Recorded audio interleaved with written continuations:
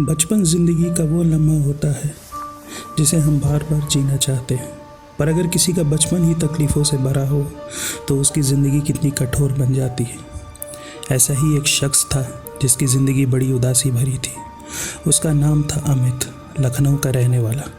अमित के माँ बाप कहने के लिए साथ रहते थे, पर दोनों एक दूसरे से कतई नफरत करते थे। अमित के पापा लखनऊ के रईस लोगों में से एक थे और अमित की माँ एक सिंपल हाउसवाइफ। अमित इकलौता था। अमित का घर काफ़ी बड़ा था, नौकर चाकर से भरा, पर इस घर में एक मनहूसियत थी जो बचपन से अमित के दिल में घर की हुई थी। अमित का बचपन अपने माँ बाप की लड़ाइयों के छाँव में गुजरा। उसके बचपन के मासूमियत की जगह मनहूसियत ने ली थी। अमित का एक हसीन शौक़ था किताबों का। अमित के घर में एक बड़ी लाइब्रेरी थी। उस पूरे घर में केवल लाइब्रेरी ही वो जगह थी जहाँ अमित को सुकून मिलता था। लाइब्रेरी में घुसते ही अमित अपनी सारी उदासी गम भूल जाता था। लाइब्रेरी ही उसका घर था। अमित किताबों में इतना डूब जाता था कि अक्सर वो लाइब्रेरी में ही सो जाया करता था। जब अमित की पढ़ाई ख़त्म हो गई तब अमित ने फैसला लिया कि वो दिल्ली चला जाएगा और एक बड़ी लाइब्रेरी खोलकर लाइब्रेरी का ही बिजनेस करेगा। अमित के माँ बाप मान जाते हैं और अमित को पैसे देने का वादा करते हैं। अमित ये सुनकर बड़ा खुश होता है। अरसे बाद अमित के चेहरे पर मुस्कान आई थी। अमित सच में बड़ा खुश था।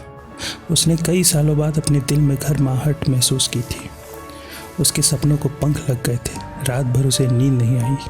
अगले दिन अमित अपनी कार से दिल्ली रवाना होता है। अमित ने दिल्ली में एक अपार्टमेंट में एक फ्लैट खरीद लिया और दिल्ली के एक बढ़िया इलाके में एक बड़ी लाइब्रेरी खोल ली।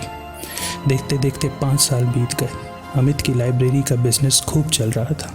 अमित अब खुश रहने लगा था। अब उसे अपने माँ बाप की लड़ाई से ज़्यादा फ़र्क नहीं पड़ता था। अमित सारा दिन लाइब्रेरी में बैठकर किताबें पढ़ा करता था। पर अमित के सुकून के ये दिन पर किस्मत नाराज़ हो गई। दिल्ली में कोरोना महामारी फैल गई। सरकार ने सख्त कदम उठाते हुए पूरे देश में लॉकडाउन कर दिया। अमित अपने फ्लैट में कैद हो गया। अमित अपने लाइब्रेरी से कट कर नहीं रह सकता था, पर वो मजबूर था। अमित ने फैसला किया कि जब तक लॉकडाउन रहेगा वो अपने फ्लैट में बंद अपने टाइपराइटर में उपन्यास लिखेगा। अमित को कहानियाँ बहुत पसंद थी। अमित ने टाइपराइटर पे काम करना शुरू कर दिया। कहानी टाइप करते करते अमित उसमें डूब गया। उसे यकीन नहीं हो रहा था कि कैसे वो घंटों घंटों टाइप कर रहा था। अमित के दिल को असीम शांति मिल रही थी। अब उसे समझ आ गया था कि उसे अपनी ज़िंदगी में क्या करना है। अमित दिन भर टाइपराइटर पर काम करता और शाम को कुछ देर के लिए दुकान जाता दूध और ज़रूरी सामान लेने के लिए। कुछ दिनों बाद अमित के दरवाजे पे कोई दस्तक देता है। अमित दरवाज़ा खोलता है तो सामने उसकी शालिनी खड़ी थी, बड़ी बड़ी आंखों वाली, बहुत ही खूबसूरत शालिनी। शालिनी अमित के घर रहने आ गई थी। लॉकडाउन में अकेले रहने से अच्छा था दोनों साथ रहे। अमित अपनी टाइपराइटर में डूबा रहता था और शालू उसके लिए कॉफ़ी बनाती थी। शालू पूछती थी कि कौन सी कहानी लिख रहे हो। अमित जवाब देता था कि ऐसी कहानी जिसे पढ़ते ही लोगों के दिलों में नफरत खत्म हो जाए। शालू अक्सर अमित को चिढ़ाते रहती। दोनों रोज़ कोई अच्छी फिल्में देखते, घंटों गाने सुनते और एक दूसरे को निहारते रहते। अमित और शालू एक दूसरे के दीवाने थे। एक दिन जब शाम को अमित दूध लेकर घर लौटा तो उसे अजीब सी खुशबू सुगंध आई। अमित ने शालू से पूछा कि ये क्या खुशबू है। शालू ने जवाब दिया, तुम्हारा परफ्यूम।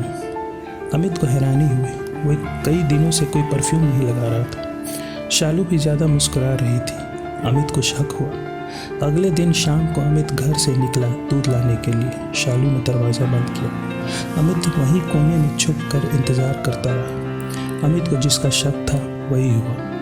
अमित के घर में एक शख्स ने दस्तक दी। शालू ने दरवाज़ा खोला। दोनों ने एक दूसरे का हाथ पकड़ा और वो शख्स अंदर घुस गया। अमित ये देखकर हिल गया। उसकी आंखें फटी की फटी रह गई। अमित ने ज़िंदगी भर अपने माँ बाप की नफरत देखी थी। शालू के प्यार ने उसे हौसला दिया था कि लोग एक दूसरे से सच्चा प्यार कर सकते हैं, पर आज वो हौसला अमित के कमरे में तार तार हो रहा था।